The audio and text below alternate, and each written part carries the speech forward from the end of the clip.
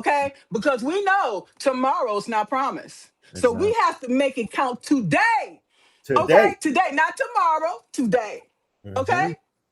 So, with all this in mind, we're gonna do our introductions, okay? So, Margaret Williams here. I help women to uh, who have been marginalized, okay, to elevate their voice, stop Important work. surviving power systems, yes, and to start leading with freedom, influence, and authority. And who better to talk to me today but my homie Emmett here? How you Okay, doing? I'm back. hey, yes. And I So, saw you on somebody's I think it whatever. was Uh, MS Kahoot, maybe. yes, yes, she got a lot of fire too. And I'm Oh like, you man, go, girl. she Boom, is. boom, She's boom, you know? tough. She's tough. TKO. Okay, Yes, right? she does. Yeah, when you go to I grew up in Detroit. I wasn't born there, but I was born in Ann Arbor. So in the middle of Ann what Arbor. we're Hey, I got family over that way. hey, what's up? That's what I said. Go blue. Okay. In the middle of Washington, no, it's Woodward Avenue and Jefferson. They had the fist of Joe Louis up there. Okay? Joe That's right. Louis. He was a champion. Okay? Oh, And so, I'm sure. right? And so are each of us. And don't you forget it. Hmm. Okay? All right. So Emma here, all right, he is an author, a yoga teacher, and an advocate who shares his lived experience within the Florida prison systems, okay, Ooh. to Yeah. highlight the human stories behind incarceration, okay? And I have to take my hat off to you because for you, you know, that says a lot, okay? Because I'm gonna tell you, a couple of things that I have done as far as Mhm. incarceration. Okay. I went to Alcatraz 1 year, okay, because What? the government, yeah, That's where I'm the from. That's where I was born, San Francisco. Moved to Florida when I was a baby, but after the earthquake. But yeah, wow, we got more in common than you thought.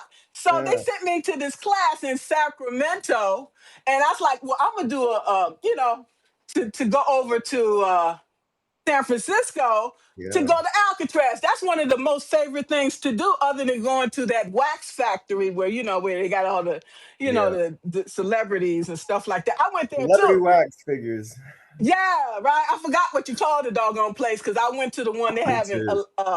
in Amsterdam too. But anyway, uh, Alcatraz, I went through there. They give you the tape. Hmm. Okay, you put on the tape, and you can hear.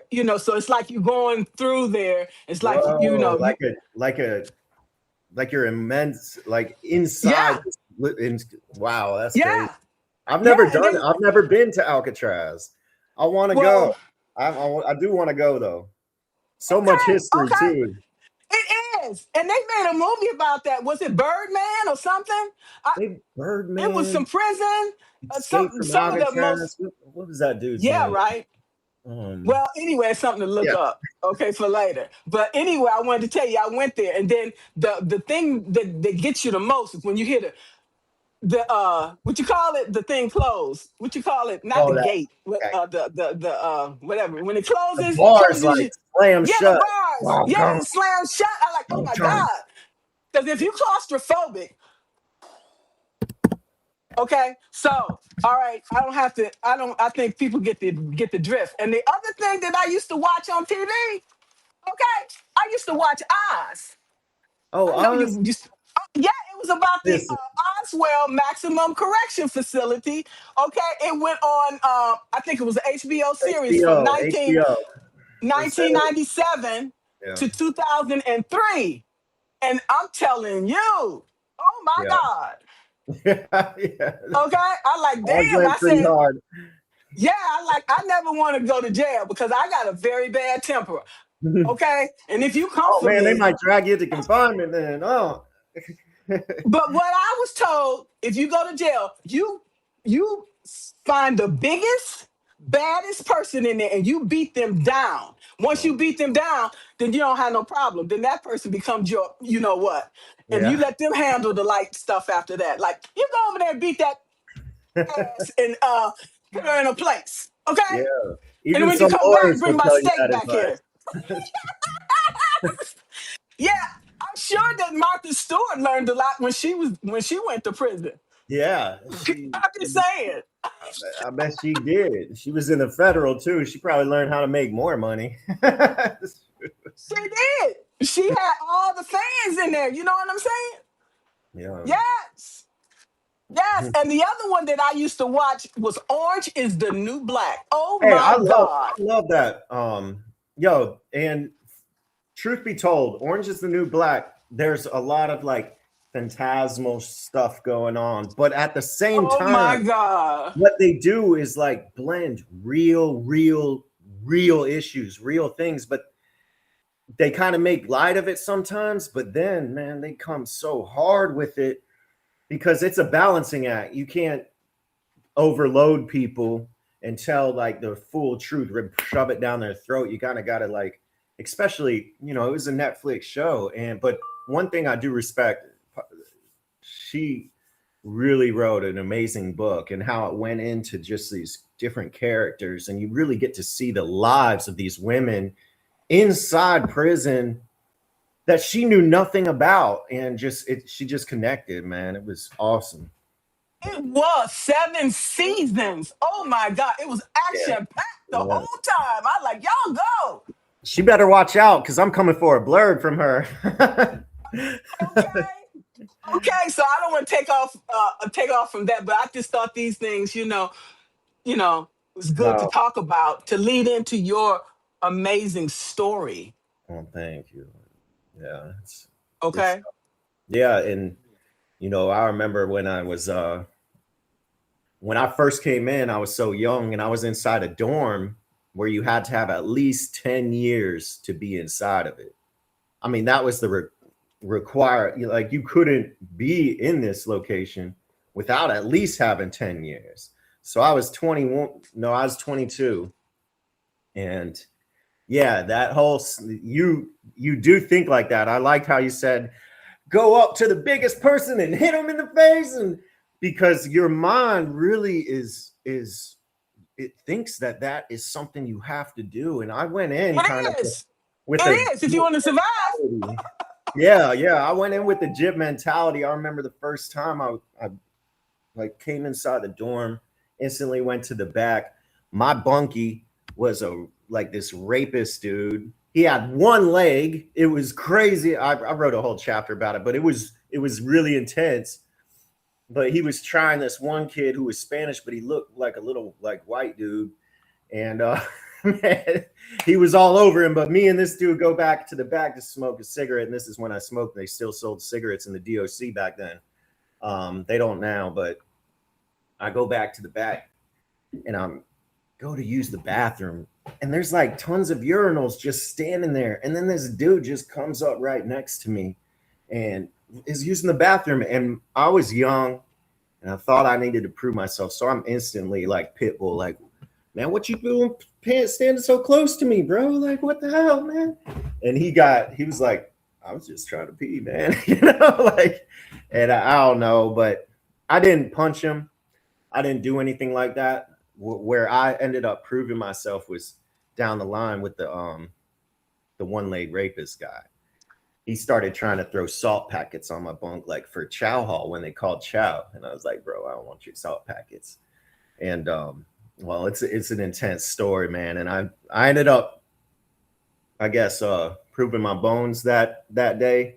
And Okay. then later on with a psycho officer, I ended up doing more. So yeah, you gotta, it's a balancing act. And because one thing about prison, you go in acting like you're the biggest, toughest macho person there ever was, you're going to have to live like that. You're going to have to show exactly that's who you are, because there's no hiding. People lie in prison. People say, oh, I was a drug dealer. Oh, I was this. Oh, I was this. And half the time it's bullshit. But the other half of the time is real. And someone will call you out on whoever you're trying to portray yourself to be. So my thing was make it home, stand up for yourself, don't become a victim, But at the same time, don't look for problems. But if a problem comes to you, address it, handle Right yourself. away. Right away. Nip it in the bud. Yeah, yeah. Especially Florida, man. Florida is a different animal. Yeah, so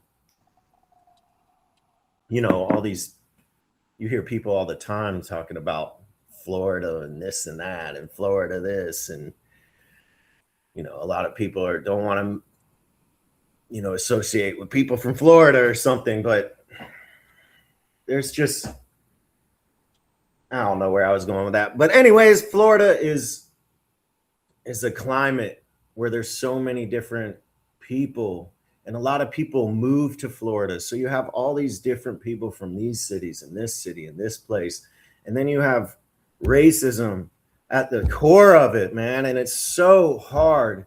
And within our prison system, racism is just everywhere. I mean, it runs under this new Jim Crow philosophy, and real active people in power are KKK members. And I'm not just speaking that out of thin air. I mean, that's been documented. People know this, and yet they don't do anything about it.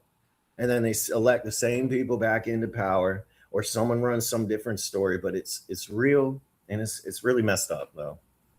Let me Wow, ask you. man. Yeah. Let me ask you a question. This administration is talking about privatizing the system. So what is that going to do for the inmates? Pros and cons of doing that.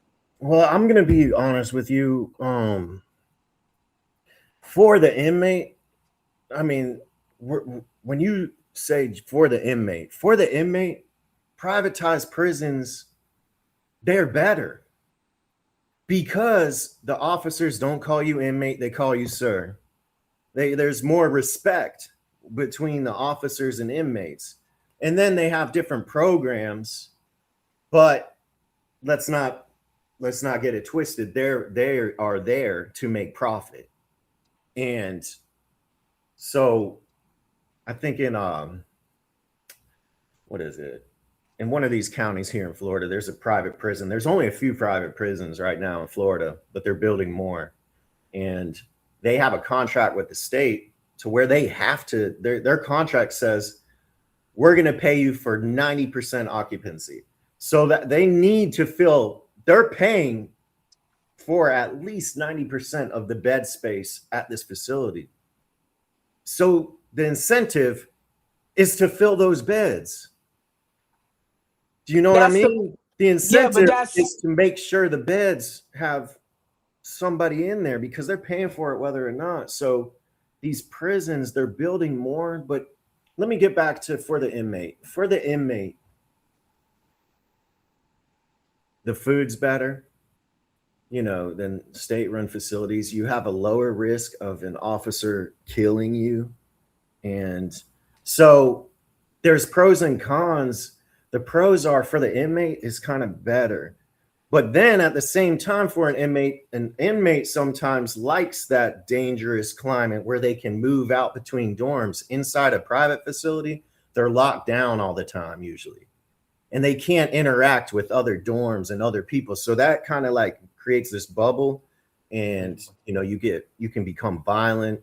And then private facilities and all these different facilities, drugs are flooded into it. So everyone's messed up. So there's like pros and cons. I wouldn't have wanted to be in a private facility just because they keep you there and you don't really get to interact with too many other people other than the dorm you're in.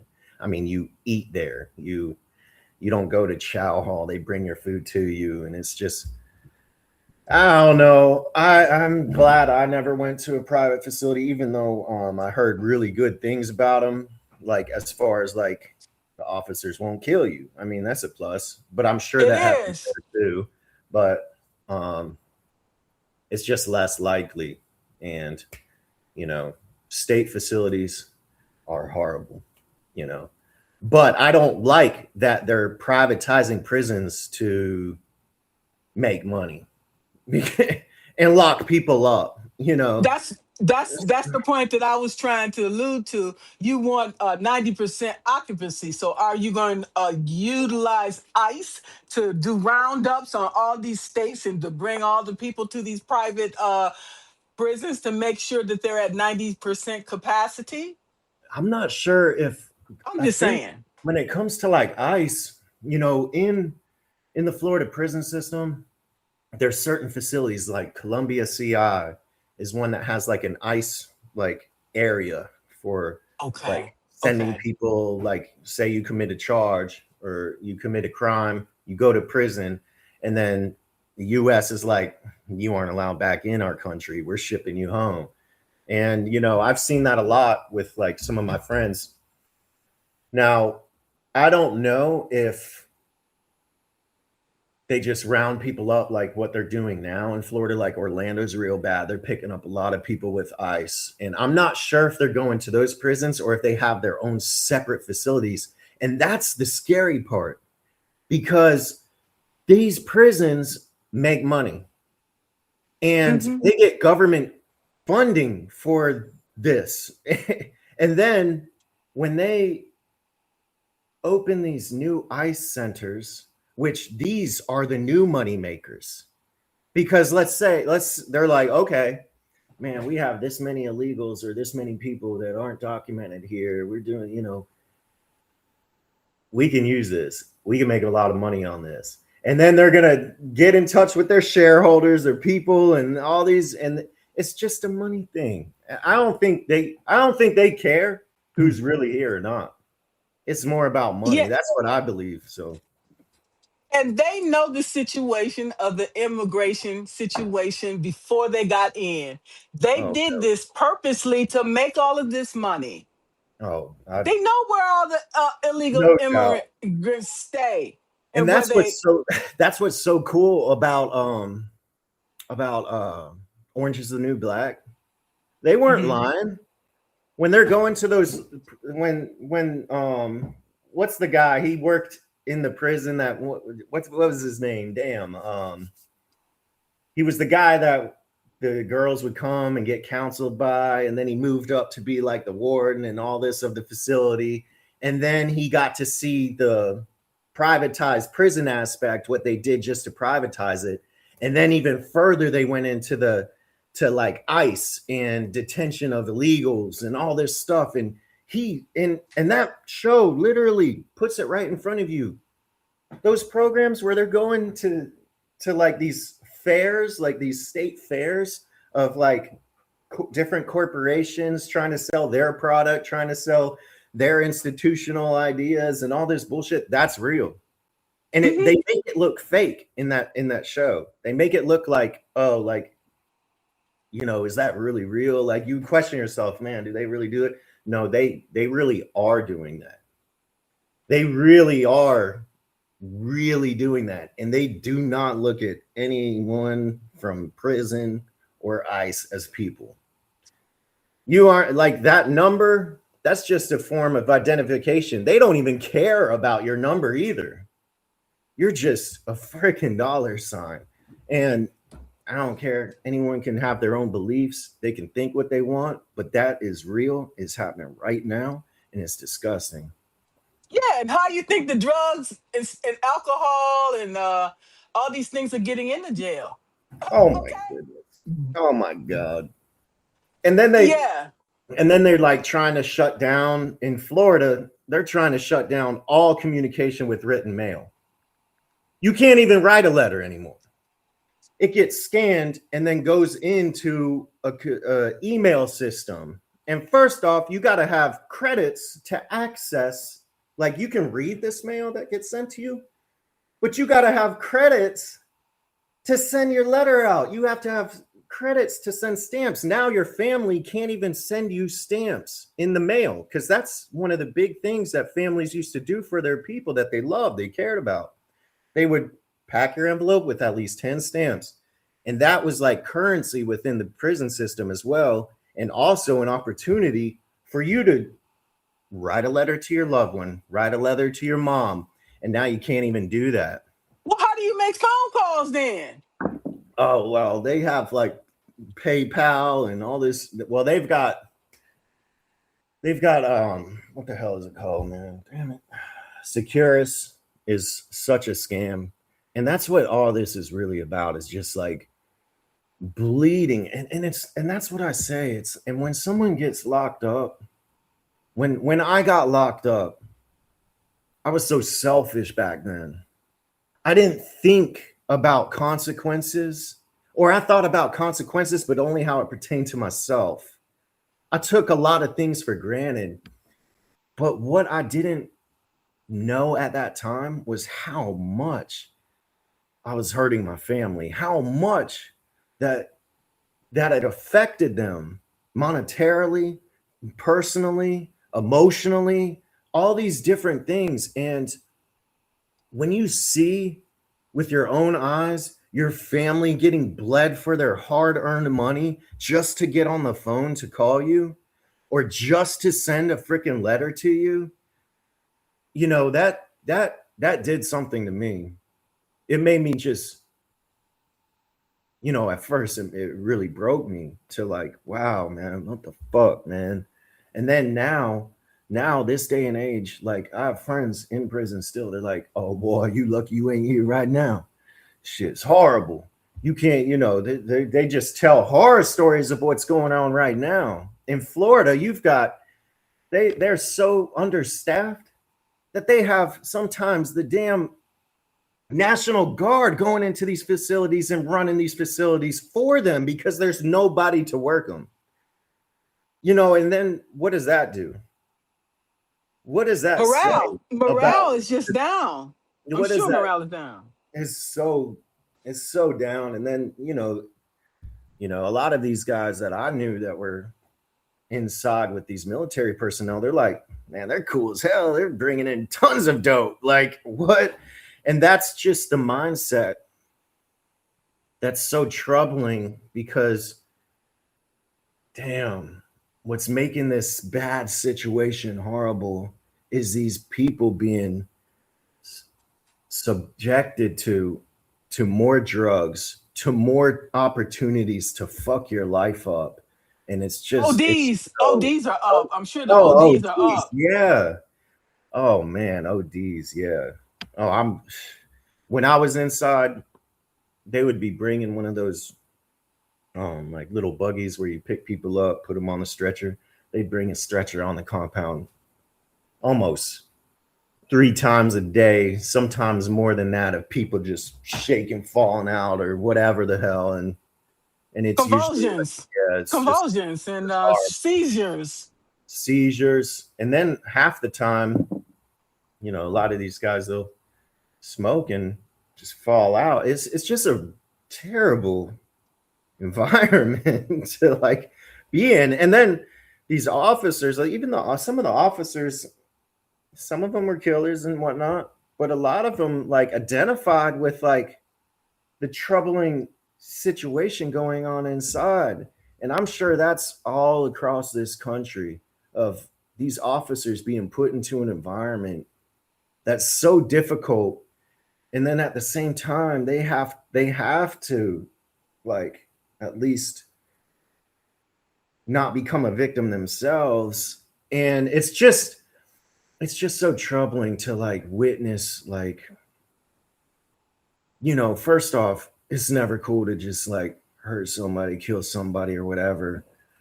But, you know, prison desensitizes you. Even out here on the streets, it's desensitizing. There's certain environments, there's poverty issues that desensitize you. And then you get thrown into an environment that is at the, I mean, you can't get more desensitized than an environment like prison.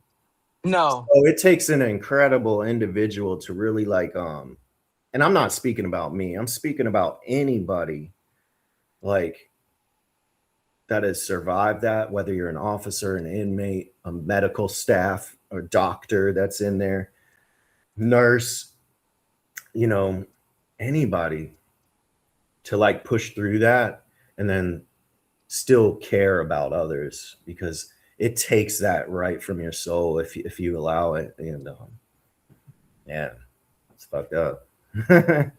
So talk to us how you found solace and how you was able to make it out in one piece, okay, and heal from all of that. Well, yeah, that's a great story. Sometimes I read my memoir and I'm like, damn, who is this dude?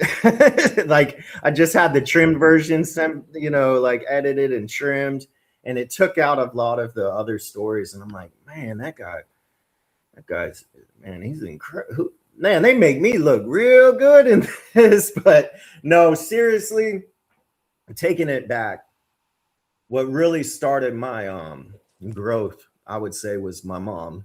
First off, straight soldier, straight, just always believed in me, and she showed that time and time again. And then while I was inside the county, it really started very early when I was in the county facing life, and she would send me these books, and I fell in love with reading. I fell in love with the letters of the alphabet. It was like a portal to another world. And she sent these books. One was City of Thieves by David Benioff. And I just started reading some stories that, though my situation was really difficult, what I was going through, but I put myself there. I did that. These stories that I was reading about were circumstances that the individual had no control about.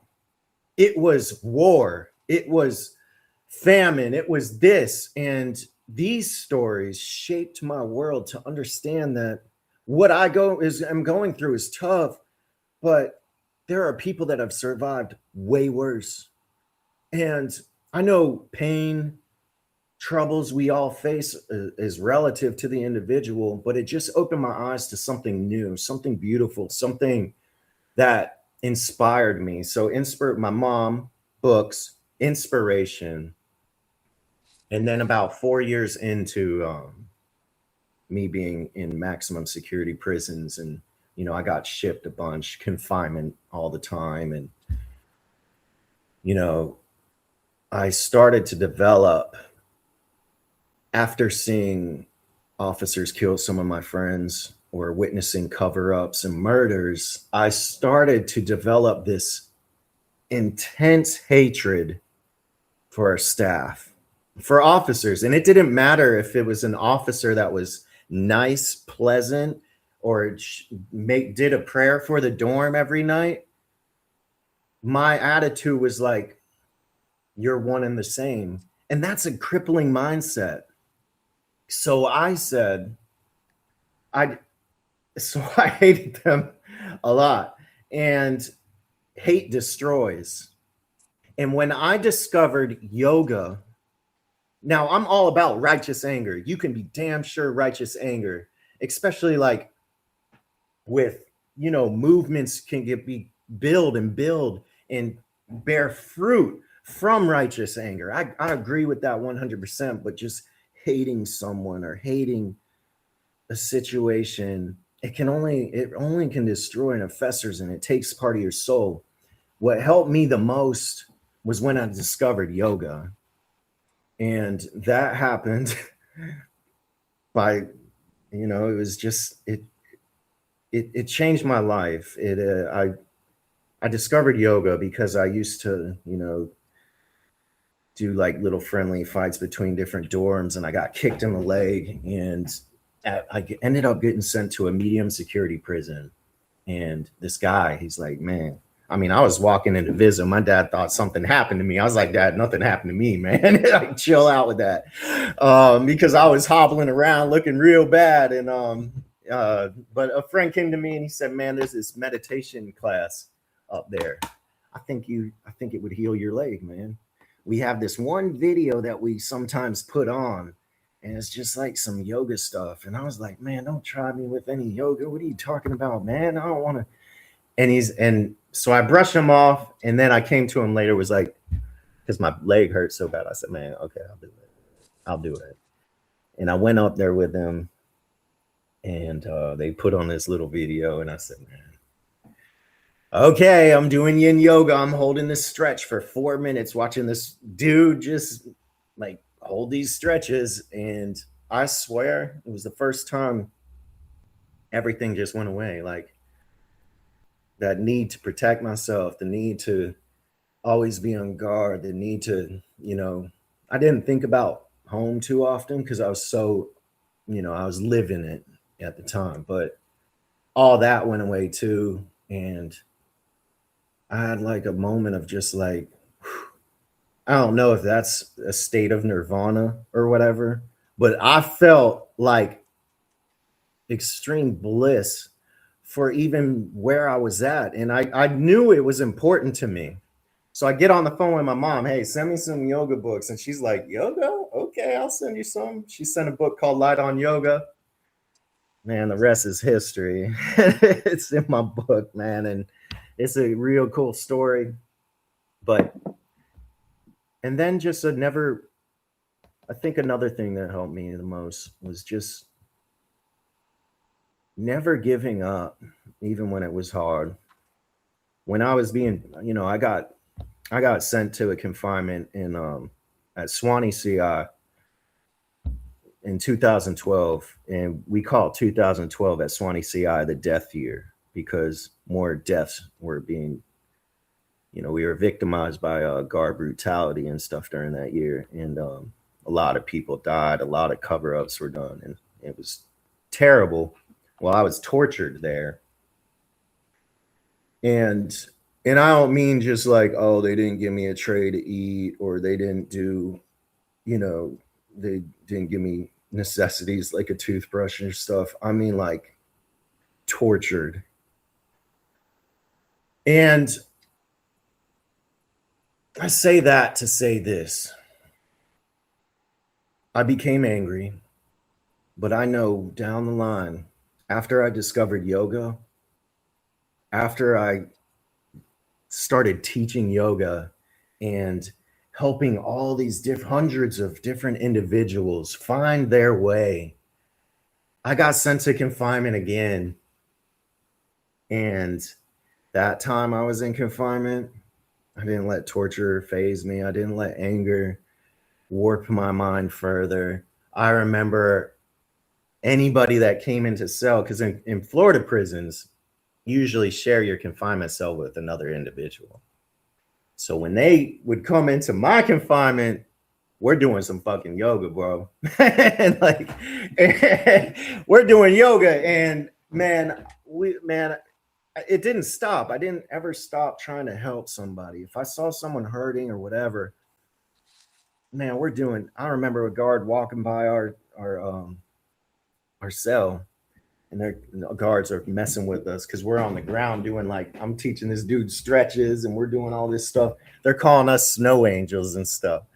And one of the guys I was teaching, this one guy's name was Brandon. He was a real hothead. He at the time when he came in, he was so angry, like, fuck you, trying to fight officers, trying to do whatever. He had confinement for like 300 days already. And he just kept catching more DRs. And then I ended up teaching him yoga. And it was so funny, man.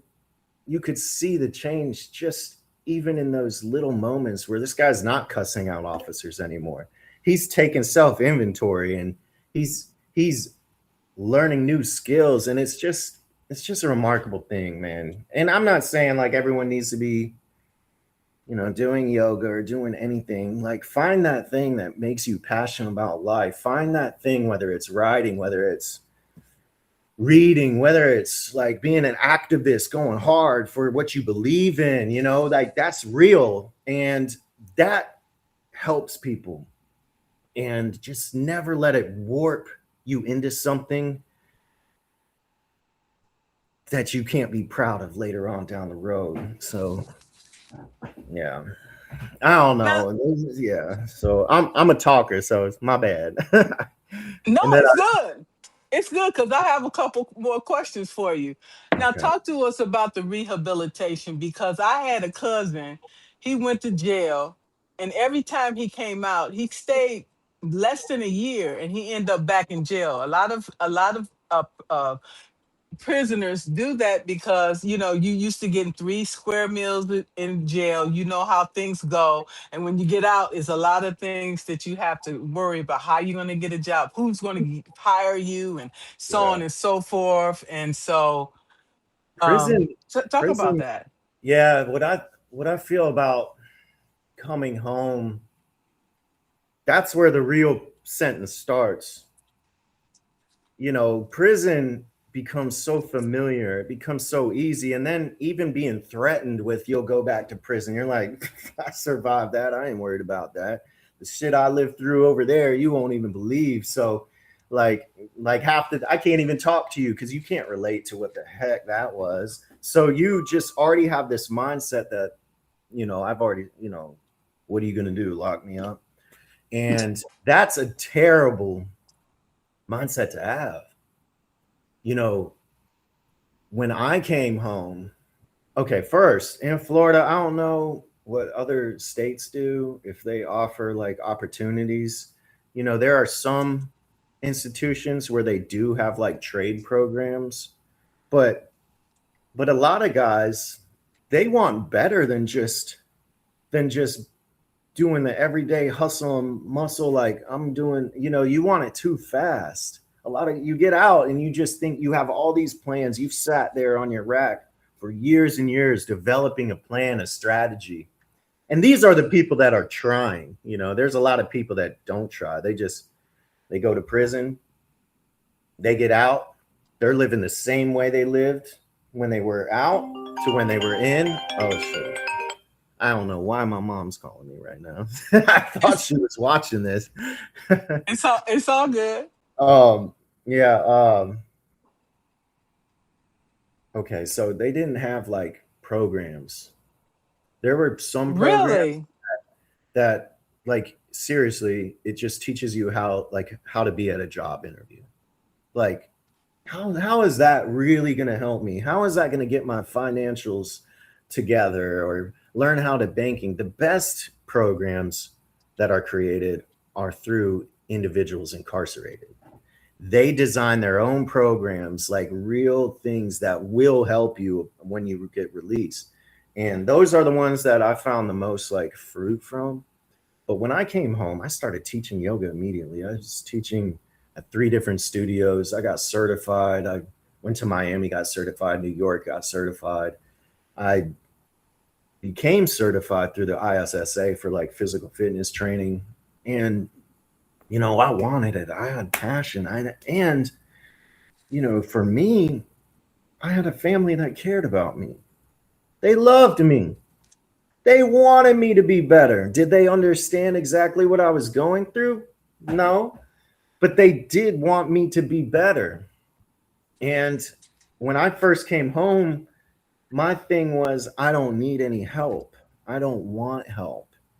And that is a catalyst for sometimes disaster for the inmate when he gets home, because you're so inside prison. You have this mindset that I'll survive anything, I'll get through anything, I don't need help. So when it's time to really ask help, a lot of times you've already burnt so many bridges to where people really believe that like you're really trying anymore. So that's one issue. But for me, I wanted it too fast. I became impatient. And coming home, I talk to a lot of military friends and stuff, and they say the same thing after they've come home from service or they retire. And it's just not, you don't know how to talk about it with someone who hasn't lived it, because it's like it's a separate world. And then like bringing those two worlds together again and finding peace is a very difficult thing to do, especially when trauma's involved, when and all these other things get involved. So your will, I wouldn't say diminishes, but you operate then in the gray, I'd say, instead of like your whole world's been kind of in the gray. And then coming home, and I speak only for myself, I started really not resenting people trying to help me, but just them not really understanding what I was going through, what that really what caused me. And it was something that was so, and I can't blame them for not understanding, but it is because it was something that I couldn't even identify myself. Like, here I am working, I'm making money, I'm doing great, but inside my soul was being crushed. Because, and then the only way to get out of it, you feel, is like to make more money, or to do this, or to start a new like business, or because when you see this, like what success is, you have this idea of what success is, but true success starts from within. Oh my God. Yes, yes, And you yes. can't master success without being successfully within. So that was the true defining moment when my life started to change, is when I really started to take notice that my life's all jacked up. How can I be successful if I'm not feeling well inside? And I want to just take the time to say that mental health is a real thing that a lot of people face, and a lot of people stay closed lip about it, but it's a real thing. And I just salute everybody just out there trying to push each day and move forward. And there Yes. is help. There are people that will help you. And I know it feels scary and you might feel alone, but I'm telling you, You never, I was messed up after about a year and a half. And but I but you wanted it. but you're never alone, and you know that, right? Right. And one day at a time. We know that too. One day at a time. And Bob Lewis wanted to know, what's the name of your book? Count Time. My memoir is called Count Time. And it's not published yet, because when I first started writing my memoir, my story, it was actually to get back in touch with the person that I've ended up loving and respecting inside prison. I built this person, and then when I came home, I couldn't even identify with the person that I loved and respected anymore. So I just chose to write, and I started sending chapters to my mom, to a few people, just to read, to be like, hey, this is what happened to me. And they were like, this is good. This should be a book.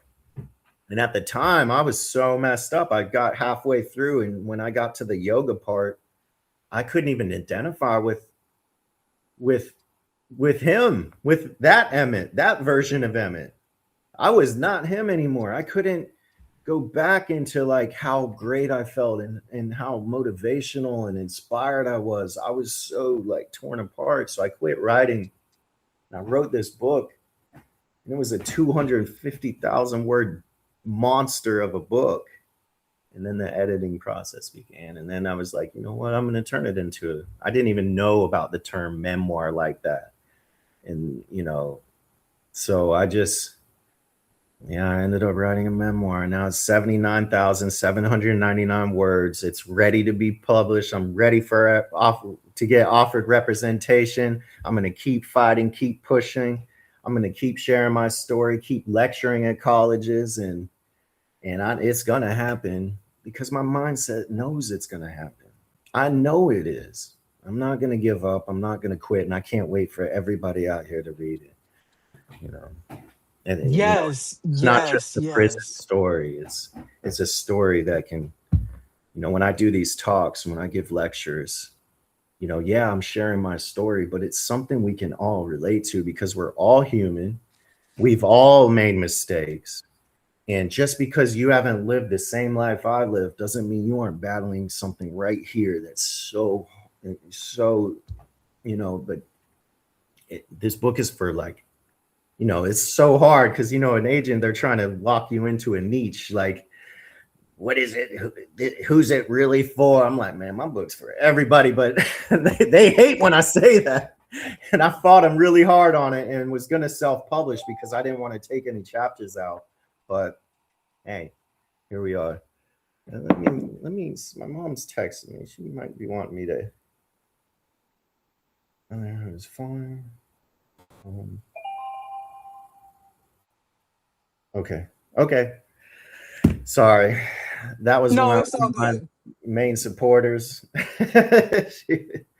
My mom, my fiance, everyone, a lot of people believe in me, and I believe in a lot of people. I believe in you. You got a great story. I mean, dude, God, there's just so much that we can do as people. And, I get it. We all have our causes, but what can we really accomplish? I just wish everyone would I just want everybody to get together. Maybe that's just an impossible thing, but man, I just feel like we can we can overcome a lot if we, you Yes, know. we can. That's what Martin Luther King said. We shall overcome. That's Okay, right. I've overcome a lot of shit. Mm-hmm. Okay, we each and every one of us have, and we need to be cognizant of that, and we need to be grateful. Grateful. That's a big thing. For me, that was a big thing. Becoming grateful. Like not taking things for granted. There are so many like incredible stories, incredible people out here. And one thing that I love about Substack that's different than like any platform that I've encountered. It's just like the community, how people do want the best for you that I've noticed, and it's it's really cool to see because it doesn't feel fake. And one thing that I've always respected is a real person. It doesn't matter. I'd rather someone be an asshole every day. At least I know you're an asshole, but don't be fake, man. Come on. I don't like that fake Okay, shit. you know? that turns me off more than anything else, and you can sense the fakeness. Yeah. Okay, Yeah. It's a it's uh, a and that yeah, that yeah, that's like some snaky. I don't like snaky, that's mm-mm. you And know, but unfortunately, that's something that a lot of us do have to deal with. We have to right, deal with people just trying to get it in. And that's why a lot of times it's hard for others to want to help you because they may want to help you, but they think it's for some other reason than what it really is. So it makes it like, why would I do that? I've been burnt 100 times trying to help someone. And then here you are, and you may be full on telling the truth. You are in your soul, you're a good person, you know what you're doing, but at the same time it makes that like, okay, I'm gonna use my platform, I'm gonna use this, I'm gonna do this for you because I believe in you. It takes someone's like belief system away, and I think that's just horrible that we as humans have that ability to deceive, to like be fake, to like have a different motive than like being upfront. And I don't know, but I guess that's the way of the world. I don't think that's the way of the world. I think that's what that might be being taught to us to believe that that's how it is, but that is not how it is. That is not how people really operate. well, that could be a whole topic in itself. So what Right? I would, Sorry. okay, no, but that's why that's why concernment is so important. Okay, and boundaries. Yeah, Okay, boundaries. That's one thing I had to set up. Like, so I came home August 2018 on the 21st. Like I said, I jumped into making my life count. This is before count time. But I jumped right into it, and yeah, I ended up making a lot of mistakes down the way. Um, but when my life fell apart in 2021, I mean, if it fell apart, I realized I had the sense of mind to like internalize what the hell I was doing, not only to myself, but to my family, to other individuals. And I made a decision right then and there. Okay, I do need help. I need it. I need it so bad that I'm willing to do whatever it takes to change my life. And I just went to I went straight to a counseling center. Luckily, I found a counselor that was just, she really helped me. And I really trusted her. And she probably thought I was a madman because I went in there really, really out there. And, but she really helped me. And then I locked myself down. I set a lot of boundaries. I cut off a lot of relationships that were very important to me, not because like I don't even like this individual or whatnot, because it wasn't leading me into the direction of a successful, fulfilled life. And it was really hard, but I did it. And then luckily I even went as far as like, hey, mom, can I sign my finances over like power of attorney over to you guys and move back in with you? I'm going to sell my car, get rid of my bike. I'm going to do whatever it takes to stop this that's inside of me from losing control ever again. And they did. And I ended up finishing my book then. And then the editing process began. I continued to work very hard every day. And remarkable things happened, like discovering love, discovering self-love again. I got back into doing my yoga because when I was a wreck, I quit doing yoga. Something that saved the foundation of who I thought I was.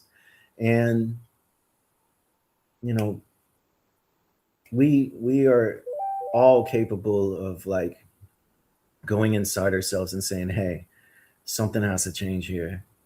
And nobody can change for me. We can't force anybody to change, but we can change ourselves. And that was something that became a mission of mine. And luckily to this day, I still live by that. And and now I'm at a point where I can like help others too. And that brings me so much peace, because when I was inside prison teaching these guys yoga and watching the violence on the compound go down, or watching this guy's back stop hurting just from me giving him a few yoga poses, like it did something for my soul.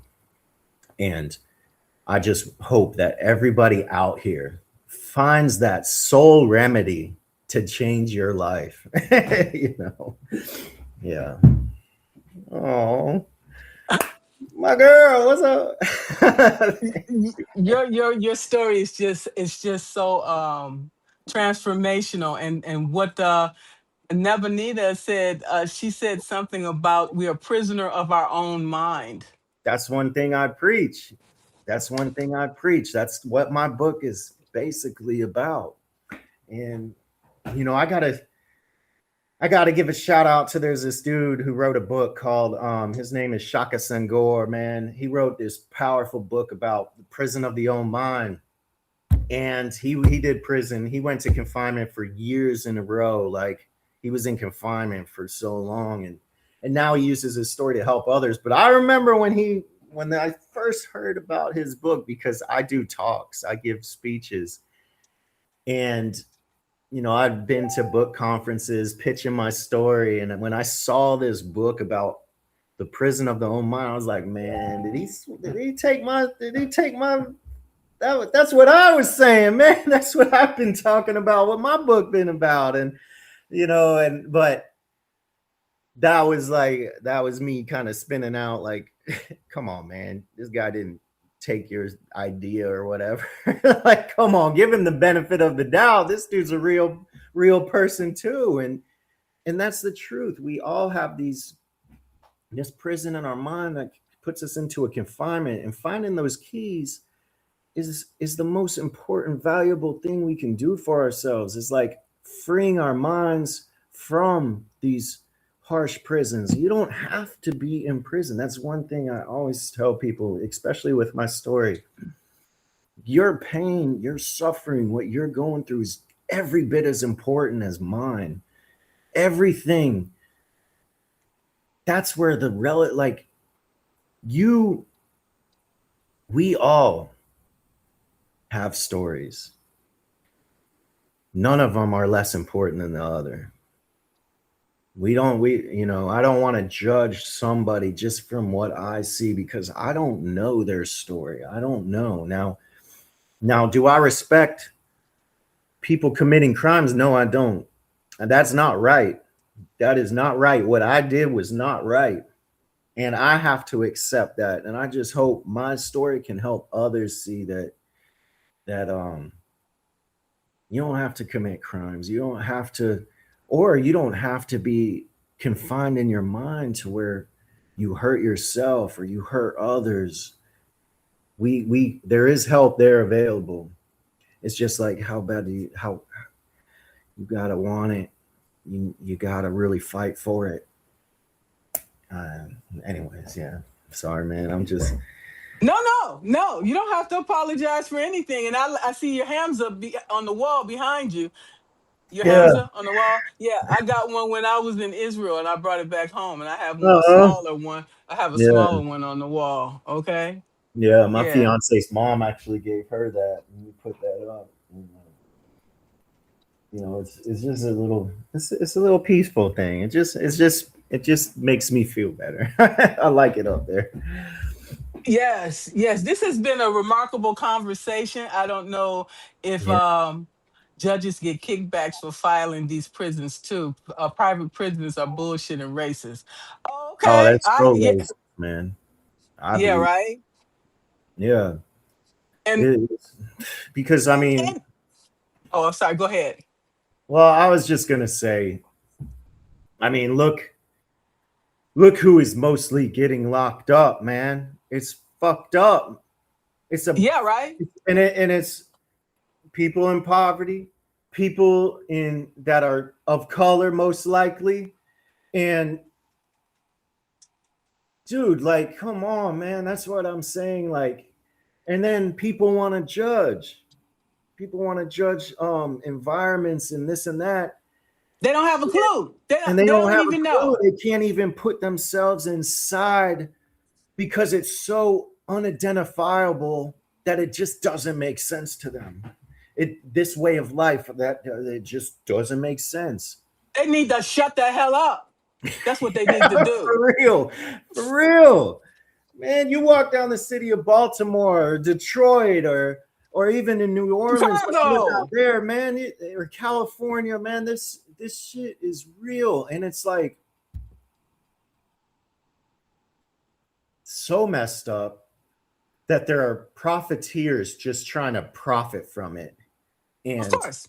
build private prisons, create ICE centers, create this, and it's just Alligator, how greedy. Alligator Avenue or something. Oh, I don't know. alligator Alcatraz here in Oh, Florida. yeah. God, I can't even imagine what's probably going on over there. I can't even. I mean, God, I just don't. It's almost too horrible to think about what really takes place behind closed doors, especially when there's no real oversight. There's no real accountability for deaths, for murder, for Cover ups.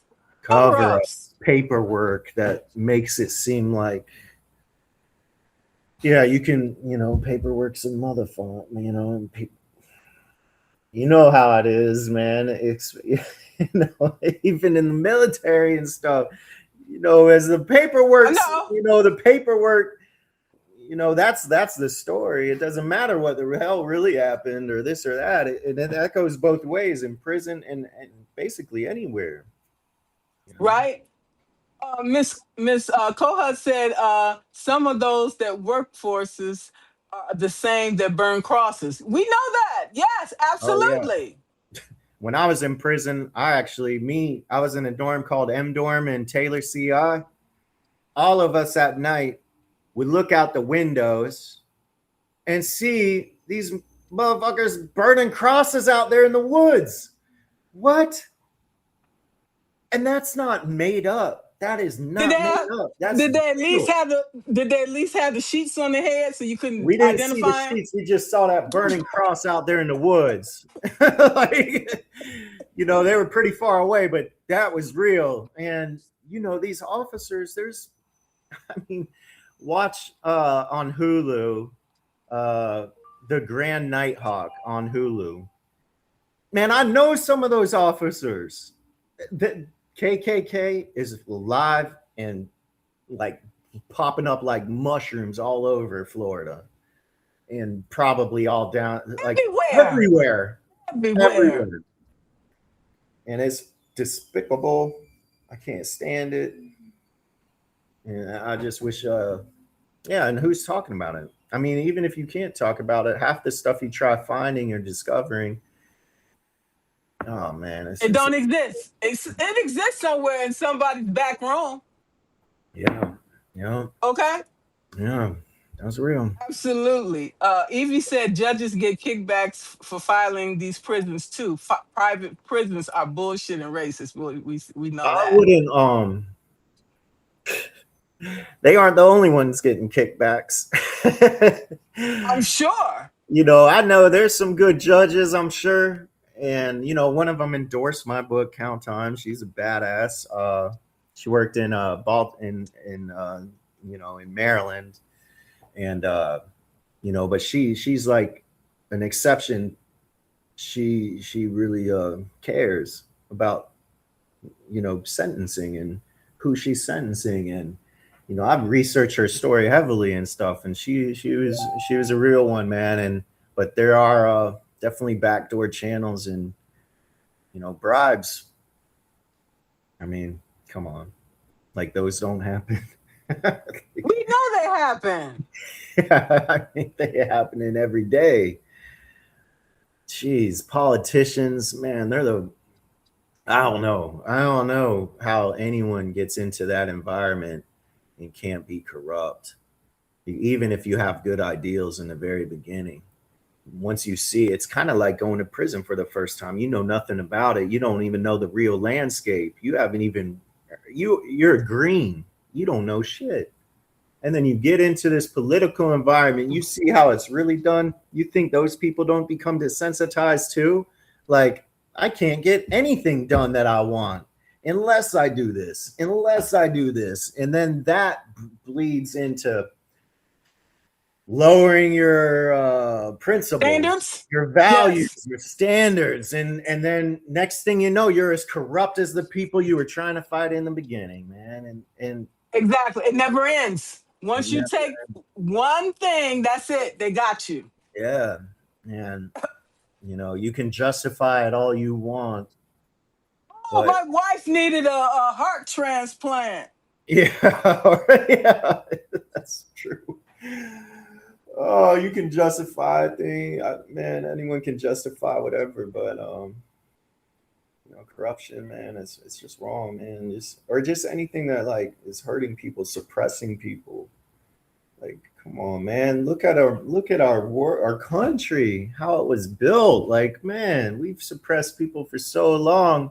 And now we're so masterful at it now that we make it seem so normal that you don't even know what we're doing anymore. You don't even know that we're suppressing you, but we are.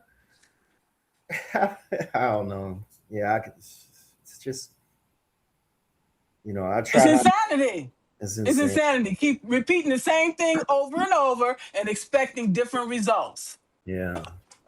Yeah, it's so real. Oh shit! Let me just respond. Hey everyone! I love how people are joining. That's so cool, man. Yes.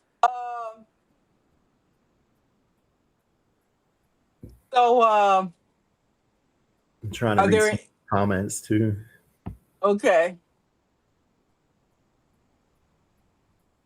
Stay close to the source. Stay close to the source. All right. Self-care. My therapist says to do it for yourself, to be the example. Self-care is Mhm. everything. Yeah, You can't love anybody if you don't love yourself. That's for sure. yeah. Okay, love and respect yourself. It starts at home. Hmm. They said community starts at home, and it does. The Yeah, community that you want in the world starts with you taking that's care of right. That's yourself. what I was saying earlier, man. It's you know, I think I think that's one of the most valuable things that anyone can do is just like learn how to be comfortable within their own bodies, learn how to be comfortable with who you are, but at the same time, don't get so shut off to just make it only about you because we're all people. We're all here on this world. We're sharing it. And we all have to find a way to work together. And it seems so impossible. It seems so impossible because there's so many righteous causes that are like, man, I saw MS and Jackie, I saw one of their lives, man. That girl was fire. And She her was. cause is so righteous, so real, man. I love it.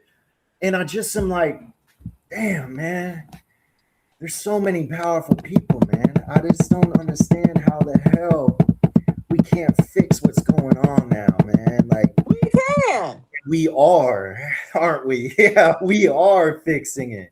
And that's what it takes, these righteous individuals to step up to say no more of this. We can't have this. We can't allow this. And just going for it. Like, just And one of the things that we need to stop doing is comparing ourselves to other people. I oh am man. not in competition with you or nobody else on this platform. I am unique. Each and every one of us are unique, Mm-hmm. and we each have our own gifts, skills, and expertise. Do you? I don't care what Do Sue you? or Lisa or whoever doing whatever. Yeah. I'm gonna do you I'm to doing the it best of too. your ability. Then you've done all you can. And that means something. That's what I'm saying. It counts. It all counts. It's count time, baby. Yeah. Yes, make it count. Let's make it count. Okay, each and every one of us. Let's make it count Let's today. make it. This is the Mother's Day weekend, and I want to know what you're gonna get for your mother.